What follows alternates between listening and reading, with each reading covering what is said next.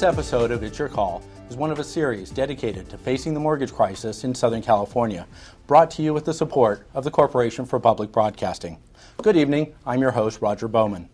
With the economy in turmoil, many people are facing foreclosure and many more are asking how long will this go on. Our guests this evening are here to help us understand the extent of the problem and to give their insight as to the scope of how long we can expect to feel this crisis. In the studio with me this evening is Dr. John Cusing, a leading Southern California economist and the Vice President of Economic and Politics.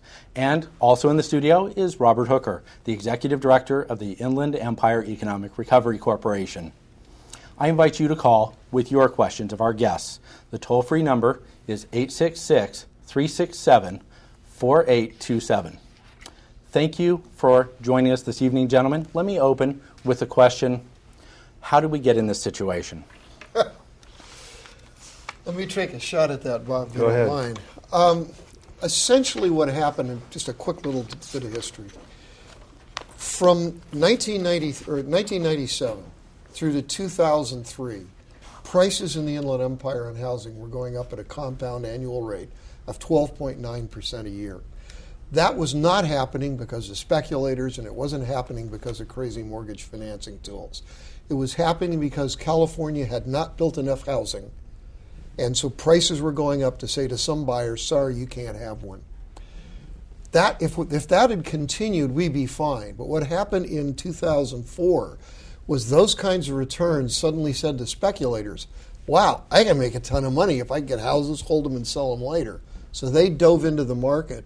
At the same time, Countrywide ended up creating the subprime mortgage, and then we had Alt-A and option adjustable and all these other crazy tools, which both financed the speculators, but it also caused a lot of other people to think they should be buying houses at prices that in that period went up at 20% compounded, when that was from 2000 in 04, 05, 06, and 07. That was unsustainable. Prices in the inland region got to over 400,000 as a median. Median means half the prices were higher and half were lower. When that happened, affordability was down 18%, which meant only 18% of our families could afford the bottom 50% of houses, and that's when the market started to collapse.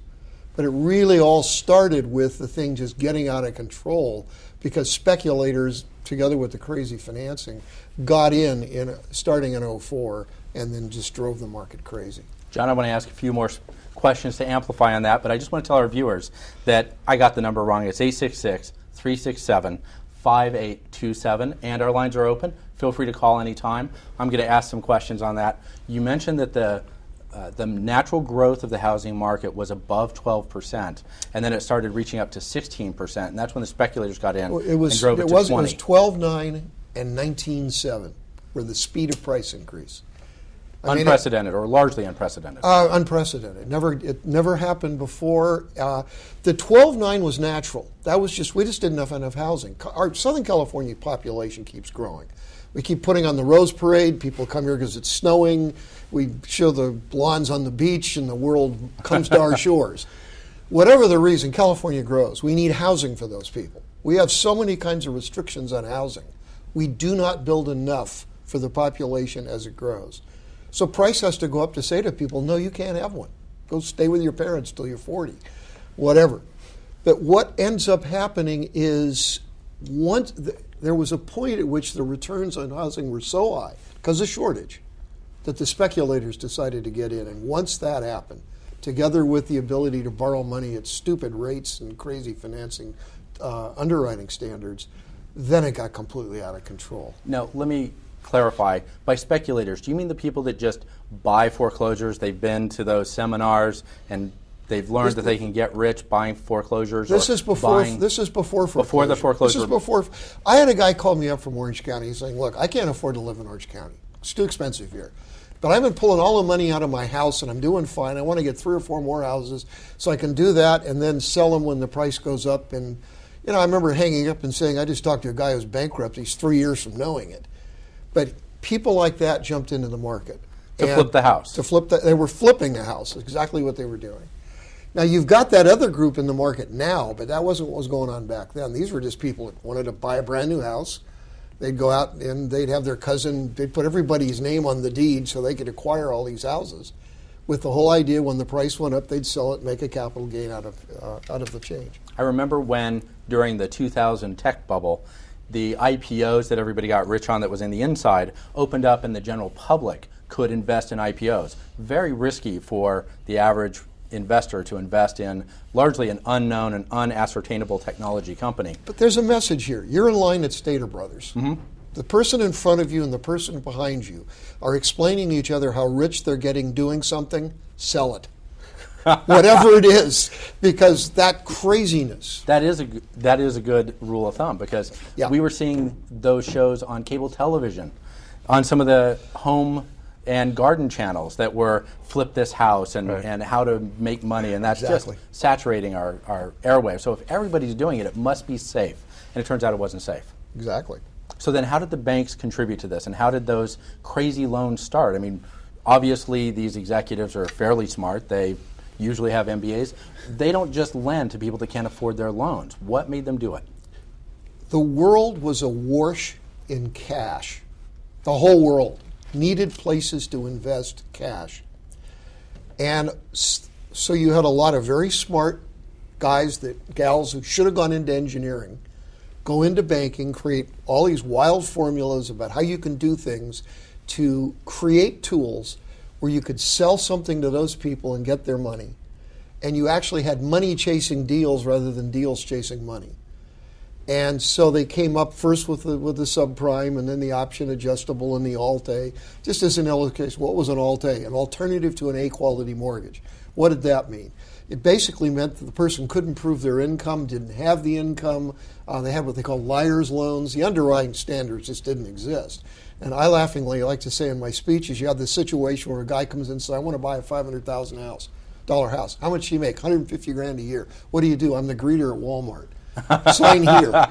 That's the kind of nuttiness that was going on in the market, and that's a little slightly exaggerated. And smart people allowed that to prevail. They were making money doing it because they got paid to make the loan. The loan then got sold to somebody else. They're out of the deal. They've made their money. So all of the incentives were do more of this. Because they could turn that loan over. They were flipping the loans. They got rid of it in a hurry, yeah. Okay. All right. Now, there's a lot more to get to, but we already have callers. So obviously they got the number. Thank you. I'm going to go to line 1, Muriel in Sun City. What's your question? Hello. Hi, Muriel. What's your question? Well, I have a mortgage with SunTrust, who I understand sold my mortgage to Fannie Mae. And when I tried to get it modified after it lost $50,000 of its value, they won't respond to me. I keep sending them paperwork that they requested initially. And then I also had an interview with them on the telephone. But they won't get back to me. They don't ask any more questions. They just are standing still. And the months go by, and the mortgage payment is still $1,175. Okay. I can't get any response. I understand, Muriel. I've heard that a lot. Roger, maybe I could speak to that. In our organization, the Inland Empire Economic Recovery Corporation, we get calls like that almost every day with that very scenario. And what we're telling people is you have got to educate yourself. In other words, these banks at this present time a lot of them are waiting to see what the feds are going to do with the programs they're currently developing. One is the public-private investment partnership that is coming down through the FDIC and through the Treasury. And the program is still being written as we sit here.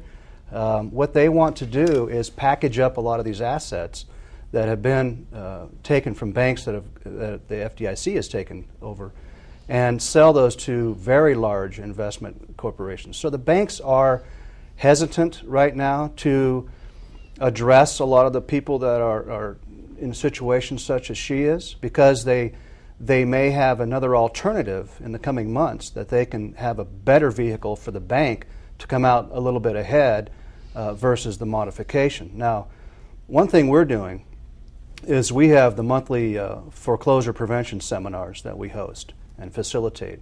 We have one a month, and our goal is to help folks such as Muriel to address what can I do with my mortgage. We bring homeowners together with experts in the field. We give education as to what is the foreclosure process, what can I expect through a foreclosure, what are my alternatives to a foreclosure, should I look at a short sale, and then they say, well, what is a short sale? So we educate them on that process, and people ask, should I look at a deed in lieu? And then the question is, well, what is a deed in lieu? Which is really the short answer to that is where you just turn your deed over to the bank and you walk away.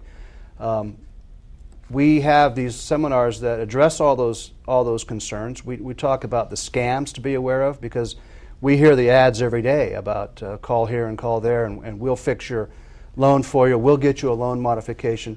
And there are some groups out there that legitimately can do that, but there's also a huge number of companies that are really out to rip people off. And so we want to educate people as to what that is. Bob, at your seminars, you also have a lot of the banks there. Right. So they can actually, if their banker happens to be one of the ones there, they can actually and that's get how with the rep. that's how we're ending it up, because at the end of the day, and literally at the end of the day, before they leave there that day, we want them to sit down at a table across from either a representative from their bank or a nonprofit counselor, HUD approved, and give them an idea specifically to their loan. Do I have a chance for loan modification or not? Because the phone calls that we get every day are just as she has stated. I've called my bank. I either don't get a phone call back, or if I do, it's a non-answer. It's busy work. And I don't go anywhere. Now, are Fannie Mae and Freddie Mac attending those or not? Fannie Mae is in attendance. Freddie Mac is in attendance. So in the particular case of this woman, they could actually be. There would be somebody there to talk to her specifically to her loan, give her an idea as to her potential for loan modification. Bring a baseball bat. Many of the people like Muriel, though, faced with this situation, if their particular lender is not at your seminar, and these are fabulous seminars, so we're going to talk a little bit more about them.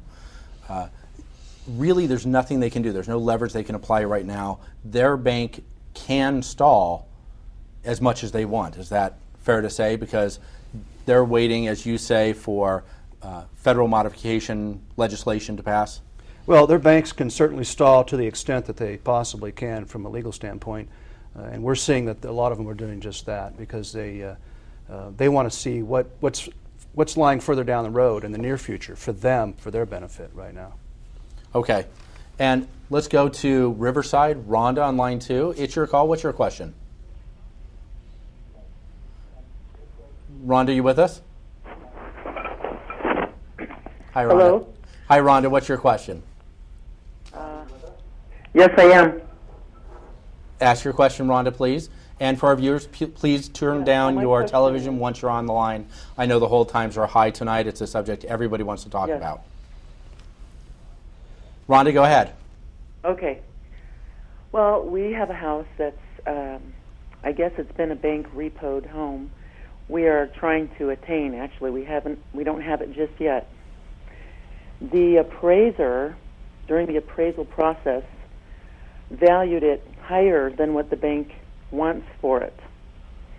It would mean if the bank agrees to sell it to us for the price that the appraiser said, then I guess we'll be okay, but the bank might lose $3,000. This process has been taking like months and months.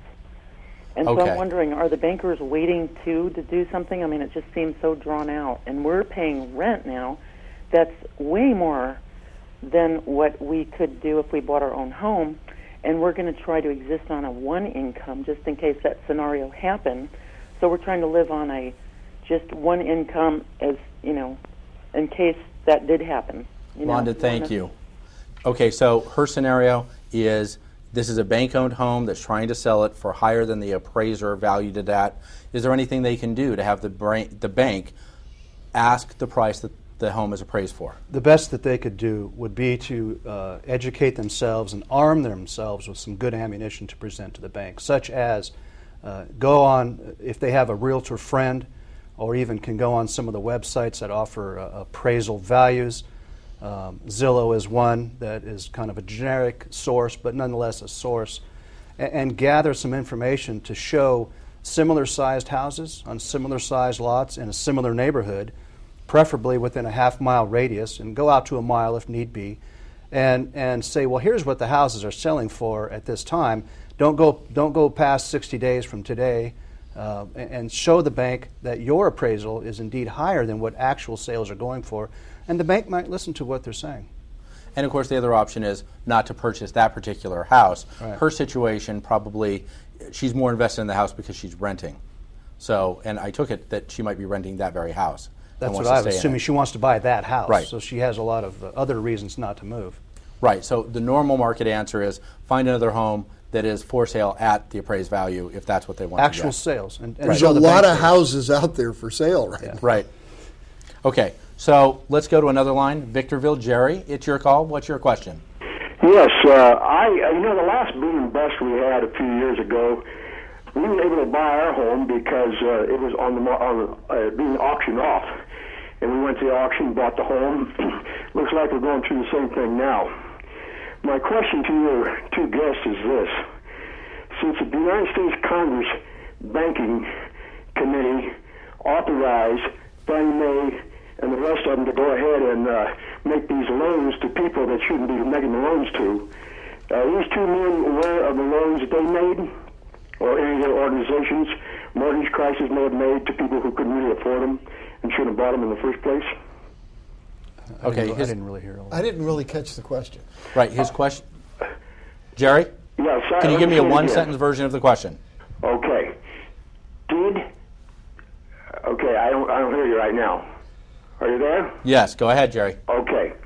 Is the mortgage outfits in California aware that the banking system in the United States Congress forced banks, Wells Fargo and a few others, to make loans to people who could not afford them? Okay. I understand the nature. And what is the situation, and how do you think we're going to get out of it? Jerry, thank you.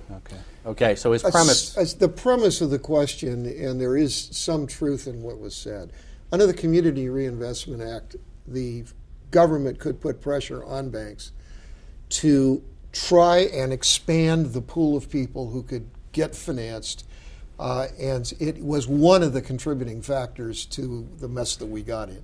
It was by far not the only one, but it was one of a variety, where they were basically they were trying to expand it down so people with somewhat lower income could get into the market. The question, and I sense from the caller's point of view, is there is considerable anger about the whole discussion of should we be helping any of these people? And I think that's probably the underlying premise here. Or should we just let them go upside down, since both the lenders, under pressure from the government, made loans they probably shouldn't have been making to people who shouldn't have been trying to buy. The problem with that is very simple in our region.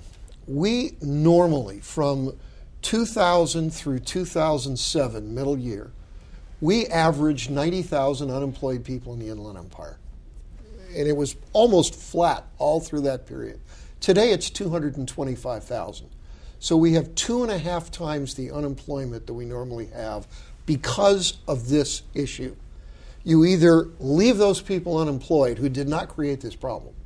They are not the ones who are responsible. They've lost jobs at restaurants and food stores and all sorts of places. You either leave those people unemployed and say, I'm so mad at the people who helped create this problem, we should do nothing to fix it, or we should fix it. If you fix it, you're probably going to help some people. Under normal circumstances, you would say, I don't want to see that person help. I would first of all contend anytime we do anything, we help some people we probably shouldn't help. But the fact is, it's a matter of public policy. We're a lot better off fixing this problem and getting those unemployed people back to work as just a matter of the health of our region economically. And that really is what this is all about. Let's continue to be mad at them, but let's fix them so that you don't have all these people unemployed who really shouldn't be unemployed. Understand, our unemployment rate in the Inland Empire is 12.9%. There's only one area in the country with a higher unemployment rate, Detroit. That's the situation we're in until we get this mess cleaned up. And that's because of the automaker fiascos. There are the automaker problem, but with us it's because the housing crisis has now morphed into a general economic crisis affecting the entire Inland Empire and thousands of people who had nothing to do with creating this mess. Now, is it fair to say, just to address his underlying angst, that although the results may not have been what we hoped, at the time the bubble was occurring, it seemed like a laudable goal for the government to try to get people into homes because that's where equity was built, that's where most people's retirement liquidity comes from after they've retired. It's their equity in their home. Make more people first-time home buyers, and they will be set financially.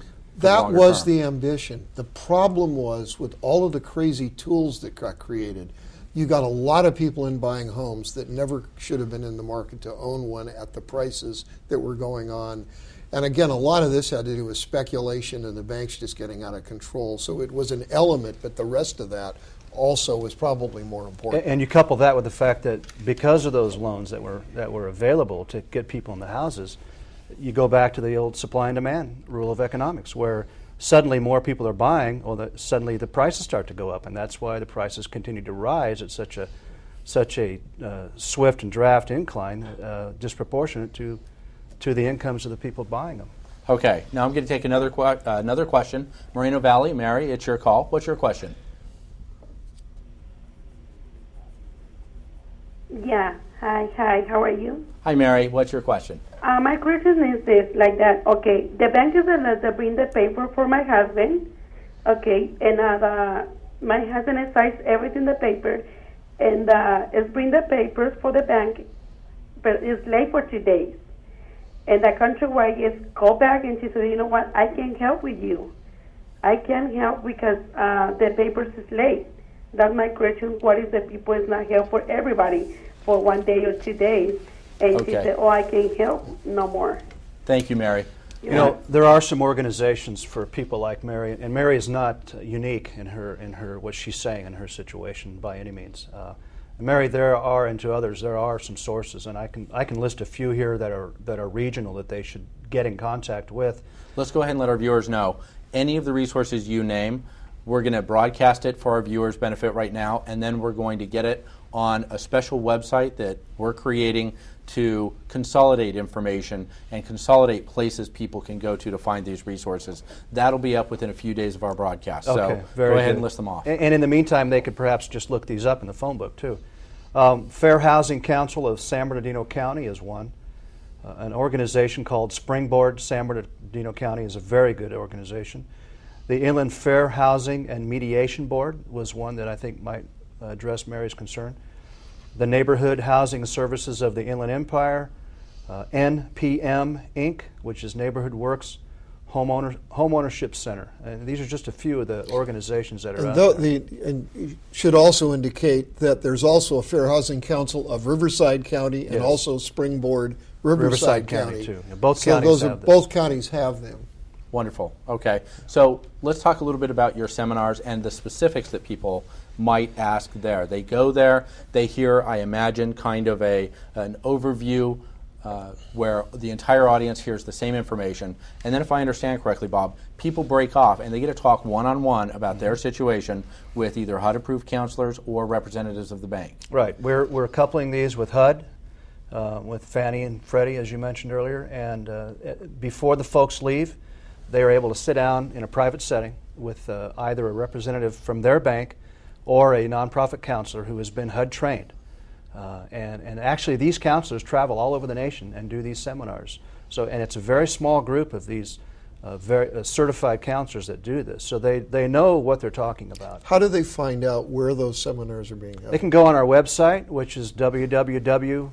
In just a moment, we're going to throw up a graphic that'll show. Okay. We'll show your organization, and then we'll show some of the seminar flyers that are out there. So go ahead and give us the website. Okay, it's www.ieerc.org.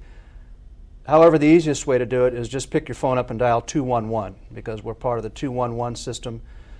They will ask what their call is about. They'll tell them the foreclosure prevention seminars for both counties, and they will get a download as to the dates and the specifics. We want people to bring their file on their home with them because we want those counselors or the representatives to be able to talk specific to their loan so that when they leave there that day, that they have a good feeling either way.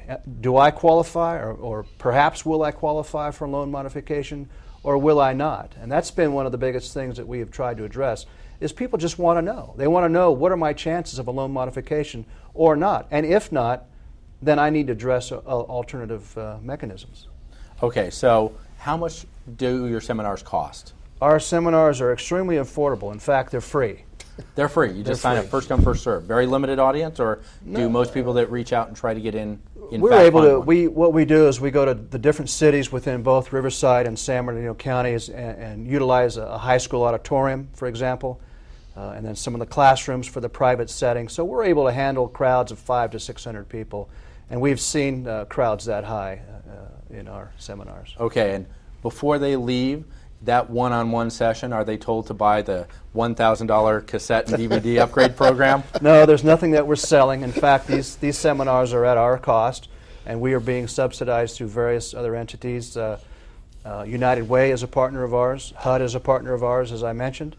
And the San Bernardino Associated Governments, which is known as Sandbag, has underwritten a lot of these seminars. So there's a big undertaking from all kinds of agencies across both counties that are out there to make sure that homeowners get the true and the right story at no cost. I know people are highly confused as to what federal assistance programs have passed and what have just been proposed and are stalled, what ones require that they are current and what ones require that they are behind or in arrears on their loan, whether or not they qualify if they're upside down. Some that say only if you have federally backed loans, FHA or Fannie Mae backed loans. Mm-hmm. People don't even know if they do or not. You provide assistance in carving through all of that and telling them what our current status is. Is that true? You're exactly right, yes. So why doesn't everybody know about you? That's a good question. We have billboards all over both counties, and we're on the radio every day, and in the paper almost every other day. We want more and more people to know about us, and we're expanding our seminars. Actually, we cannot accommodate all the cities that would like us to do it on a monthly basis. We may go to 2 a month, if need be, that's what we will do. Well, I know we've been in touch with many of the people that go to the seminars in terms of the partners and resources, and we know that they're out there assisting our residents of these communities. They're a great resource. I have a lot of calls to take, actually, so we're going to fast fire through several of them. Okay. Let's go ahead to San Jacinto. Alejandra, it's your call. What's your question? Yes, this question is about my dad. He has that loan that is 80-20, I think it's called it, and they tell him that he needs to refinance the small loan in 5 years. So that is due in this month. He's trying to call to the bank and refinance the small loan since 3 months ago. They always tell him that they are not doing nothing. They cannot refinance now. So my question is that if he qualified to put those two loans together in one, and where he needs to go, because he don't know if he needs to talk to the bank or he needs to go to an agency. Okay. Thank you, Alejandro. So in this situation, a lot of these people with arms that are hitting their mark, their point at which they're going up, we're told they should refinance and the banks aren't moving. What's the general picture look like? Are banks simply not refinancing people? Well, let me give a little answer, and perhaps John will want to dovetail on this. When this started several years ago with these creative financing, the premise was that go ahead and take this teaser rate, if you will, because when it's due to reset in 3 to 5 years, your appreciation will be as such that you will have no problem refinancing and getting it down to maybe an FHA or a more conventional. And the appreciation being the value of the house will go up, right? Because everybody was going up at the time. The assumption was housing prices never go down. That was, everybody sort of accepted that. So do a dumb thing today because it'll be fixed by the equity tomorrow. Sorry, Bob, continue. Perhaps. And unfortunately, we've all seen it's gone the other direction. So now folks like her and her father are sitting with a home that they owe more than it's currently worth in the market. Without knowing her specifics or her father's specifics, I would guess that that's probably the thought from their bank, is that we can't refinance because the house is worth less than what they owe on it. So for that bank to refinance, they would have to immediately take a loss on that. Well, let's talk about that from the broad pictures perspective. Let's say somebody is highly employed, makes a lot of money, and has no problems with their mortgage payment, but their home value has gone down substantially. If you extrapolate that over 30 years at even a low interest, that's a substantial amount of money. Maybe they're upside down $100,000, but by the end of 30 years, they will have paid $200,000 or more in total payments towards an intangible part of their property. They could go today and buy a property, the equivalent property, for less. Why should they stay in that home? Why should they not walk away? If they walk away, what ends up happening is they're not going to be able to buy much of anything going forward for quite a long time because it goes on their credit record. And their FICO score goes way down, and nobody's going to lend them money to buy a house or a car or anything else. That's the trap people have gotten caught in here. Talking about, or expanding on what Bob was talking about, let me elevate this to what's not the specific problem. The specific problem is it's going to be very hard to refinance a house that's gone down in value. Unless you can put in the cash, which probably most people can't do, to allow them to just get the smaller loan for what the value of the house is today. Other than that, you're in a trap. But the bigger problem is this. If you look at the number of houses in this region that sold in 2004, 5, 6, and 7, it was 359,000 houses sold. This does not include people using their houses as a piggy bank for the trip to Europe, the SUV, the tummy tuck, whatever they were going to finance. We only have 1,080,000 houses. So 1 out of every 3 houses in this region that was sold in 04 through 07 is upside down. And it's higher than that if you add the people that took the second trust deeds and used their house like a piggy bank. Half of those houses now have gone through notices of default, which is a 90-day period. You either negotiate with the bank or bring your payments current. And at the end of that 90 days, you're liable to lose the house. Half of them have not. The person who was on the phone's father is in that other half. Those triggers are in front of us. And a trigger being when the mortgage resets and all of a sudden the payment jumps because of the way the financing works. That other half, those resets go all the way until September of 2012 in volume. We're only halfway through this crisis. So you're saying the bulk of these resets have not passed. They're actually in front of us. Half's in front of us. Half's in front of us. Right now, 50% of the problem has created the chaos in the economy we're looking at. The other 50% is still in front of us, and they're the option adjustables, the all the days, interest onlys. All that stuff is in front of us, and it really starts setting in volume about now.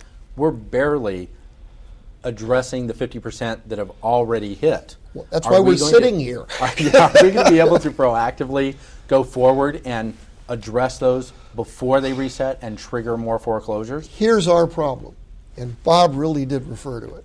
Congress is still trying to figure this out. And until they do get it figured out, you've got a lot of people out there getting hurt in the meantime while Congress sits trying to come up with a solution that keeps all of the various factions within the Congress happy. The problem you have is, where is this issue centered? It's Southern California, it's the Central California Valley, it's Las Vegas, Phoenix, and Florida. The rest of the country isn't as heavily into that as we are. And you kind of have a rule in Congress called any place but California. If we've got a problem, don't solve it. It's that kind of an issue that we're dealing with here. So the politics have yet to play out on this issue. The tools they've been able to put in place so far are not helping the people that are on your telephone, because this region's too far upside down. It's just so difficult. The prices have dropped so much that the tools that Congress has put in place don't work here. Let's take some calls, talk to those callers. Let's go to, how about Moreno? Karen, thank you for your patience. It's your call. Good afternoon. I'm sorry, good evening. Thank you for taking my call. I had a question regarding Countrywide. It was my understanding that the Attorney General took Countrywide to court, and as part of the settlement, Countrywide was to offer the clients the modification. The modifications that they're offering are modifications that won't work for the clients. But they are still within the settlement agreement from the Attorney General. But they're offering the modifications for the 5-year period or 1-year period, knowing that the client can't afford that. But they're still saying, but we're doing everything we can for our customers because we are offering the modification, even though it's a modification that they cannot work with. Mm-hmm. And so the customer is desperate. They go ahead and take the modification, know that they can't pay it, and so a year or two from now, they go into foreclosure. So all they're doing is stopping the domino effect for a little while, and then they don't get no slap on the wrist because they're within their means of the settlement of doing the modification. All right, let's ask our guest about that. Thank you, Karen, very much. I've heard this before, and her point is very good, that you heard her question. Obviously, some of the banks are meeting the technical stipulations of doing a certain number of remodifications, even though those modifications don't actually solve the problem.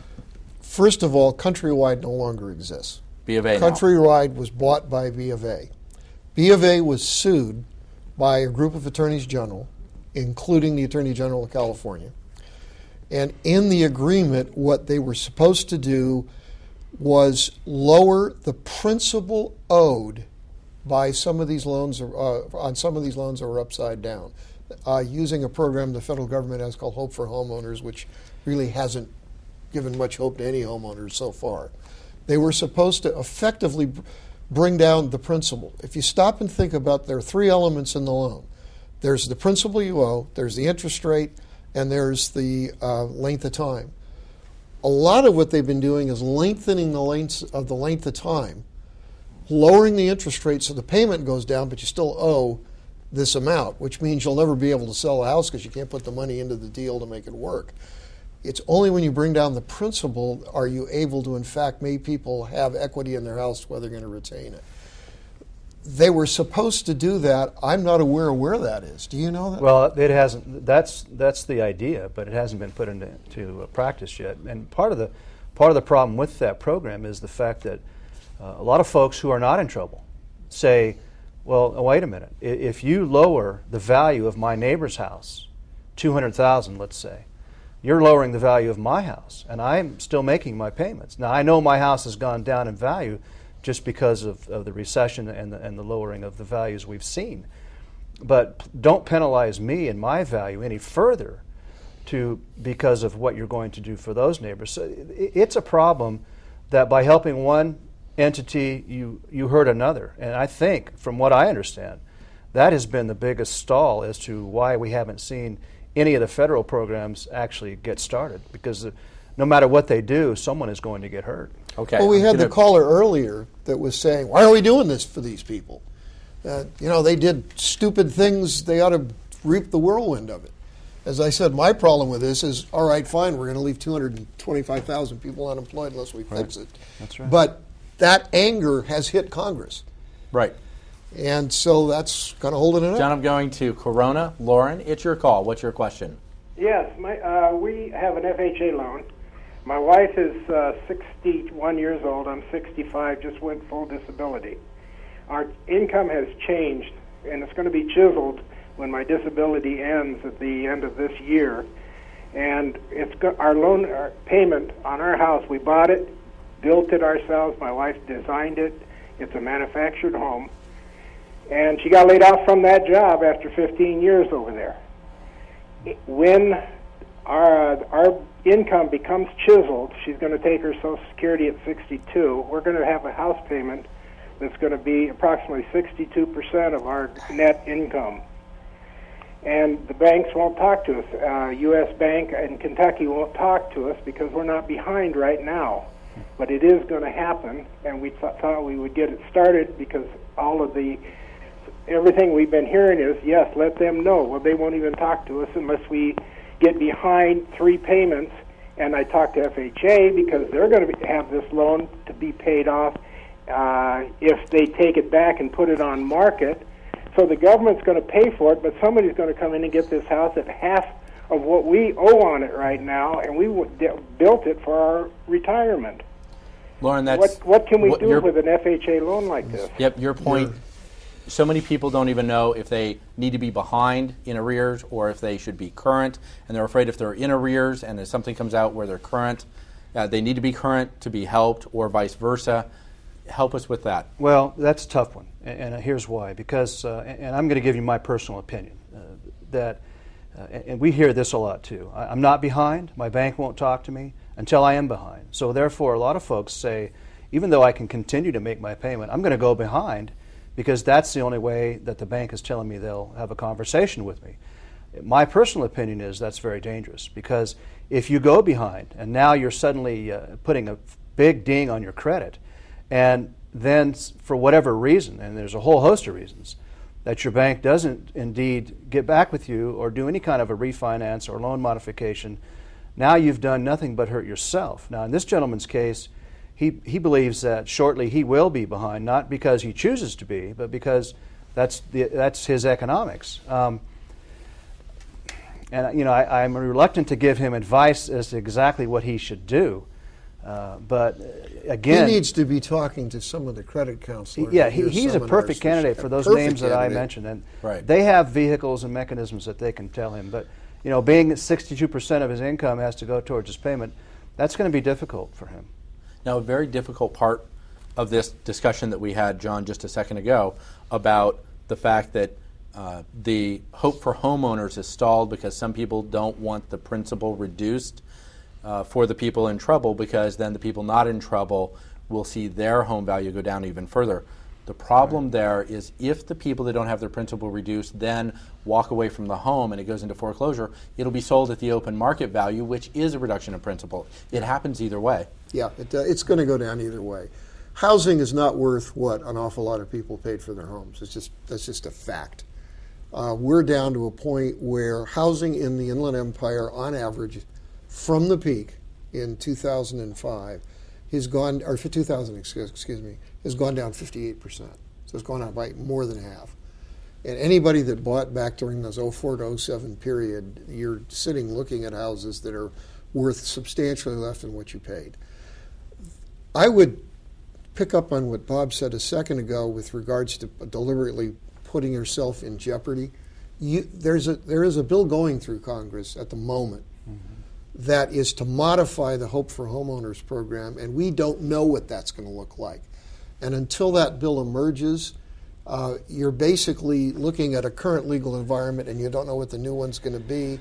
My instinct would be you hold on and don't do anything that's going to put yourself in jeopardy, because the legal framework might change in a way that could be helpful to you. Right. It might not. You just don't know at this point. And that's part of our problem. We're deep into this crisis. Half the houses that are in trouble, people have had action taken, and the legal framework still isn't solid, and it really is on Congress to get this thing straightened out. Well, it's something you said earlier, and at the federal level, because of what's happening on a daily basis, the rules and regulations and parameters by which these programs are going to be implemented are still being rewritten every day. So, yeah, absolutely. If you can make your payment, continue to make that payment, because there could be hope for you. There could be help for you in the near future if they indeed. One of the reasons the these. Corporation for Public Broadcasting sponsored this series, and it is a series, is that we're going to be providing updates week after week over the status of those situations and have the people in that can tell us exactly where we stand with that and what probably will happen and what has happened when it rolls out. Let me go to the phones, and let's go to San Bernardino. Barbara, it's your call. Barbara, are you with us? Barbara, I'm going to jump back to you. Let's go to Menifee Lester on line 5. It's your call. Yes, thank you for taking my call. I'm a business owner. I do design, landscape design for clients. Through this crisis, I have lost most of my business. In the last 6-7 months, I have received almost no calls at all. I've had to shift gears and go into a completely different type of business, roofing, to survive. But the earlier part of last year, I sought help from Springboard and several other organizations that were intended to help. And I have found that some of those organizations are not as or they're not as honest as they you recommended them, but I don't feel that they're honest groups at all. They asked me to lie about my income and show that I was actually making more money than I actually was to, pay back some loans and some other payments that I had to make. And I find it difficult to find any honesty in the system where I can talk to any groups or any support groups that can actually help you without you getting caught in that sort of dishonesty that goes on. And Lester, you mentioned that you had talked to several of those organizations. Some of what you mentioned on this show, Springboard's one of them. We haven't found that, but I don't dispute what you encountered. Let's talk to that a little bit, Bob. Well, I'm sorry that perhaps he was given some misinformation, but I would find it hard to believe that Springboard or any of these groups would ask somebody to specifically these groups, which give false information. That isn't to say there's not a lot of fraud out there. That's part of, and that's why during our seminars, one of our big portions of that is to beware of those scams that are out there. I would encourage him to go back and talk to. Maybe he just got some bad information, if indeed that happened, because these organizations are representing both counties, and they are. There would be no reason for them to give him misinformation intentionally. Right, that's what we're looking at is the vested interest of these entities.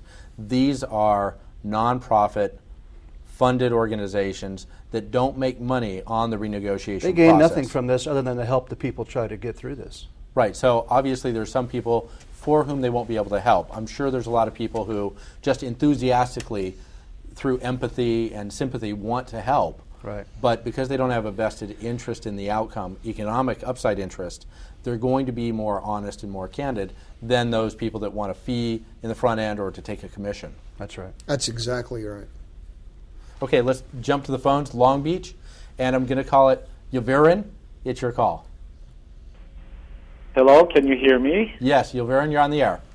Yeah, I got a very technical question. On the home loan modifications, there's a principal reduction. And my question is, who pays for that? Where does that money go? That's a good question. It's kind of like when stock market goes down, trillions of dollars are lost, but there's not some cache of trillions of dollars somewhere. If in fact a loan modification occurs where the principal is reduced, the money is lost by whoever it is holds that mortgage, or in effect is the lender. It started out perhaps as a group like Countrywide. They sold it to somebody else. They sold it out to mortgage-backed security holders. The people who ultimately lose the money would be whoever it is at the end of that chain and owns the piece of paper against that property. Let's say the property is worth $350, it gets appraised at $250. You give people equity at $225. That's a $125,000 reduction. The $125,000 reduction means whoever invested in that piece of paper by making the money available loses $125,000. So that's why there's such resistance within the investment community to reducing the principals that people owe, because they've made investments in these pieces of paper expecting a return, and you're basically saying to them, sorry, your money's gone now. Problem is, everybody in the system's losing money at this point. Right, those are investors in speculative derivatives, collateral, debt obligations. But they're also your grandmother. I mean, people who own these were all sorts of different kinds of people. I mean, what happened is an organization on Wall Street ends up owning all these pieces of paper. They put them together in a group, and then they sell an interest in them, which is your derivative. So I own a piece of this mortgage group. I'm a low-risk investor. So you pay me a relatively small return, and if any of these mortgages go bad, I don't get hurt. He is a high-risk person. So we give him a high return, but if any of them go bad, he loses his money immediately. That's what we did. So I have some of it, he has some of it. If you lower the value of the houses that these pieces of paper are written against and basically take away what those things are worth, we lose money.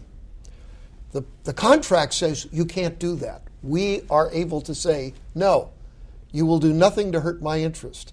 And so the fact that goes back to an earlier question about with regards to Countrywide, there's a contract there that says you cannot lower the interest, the amount owed to the investor. That's illegal. It's in all of the contracts. And part of the problem with lowering what's owed by people is the investment community has that tool to say no. And where the attorneys general have tried to get B of A to do things, and B of A has tried to do them, lawsuits have been filed against B of A saying, no, you won't lower that because we have a piece of paper that says you can't do that. It is a tangled mess. Let's go to another call. Let's go to Palmdale. Monica, it's your call. You're on the air. Monica, you with us? Stay on the line. Let me circle back to you. Let's go to Riverside. Jessica, you're on the air. Yes, I'm right here. Is this Monica? I have a question. Okay.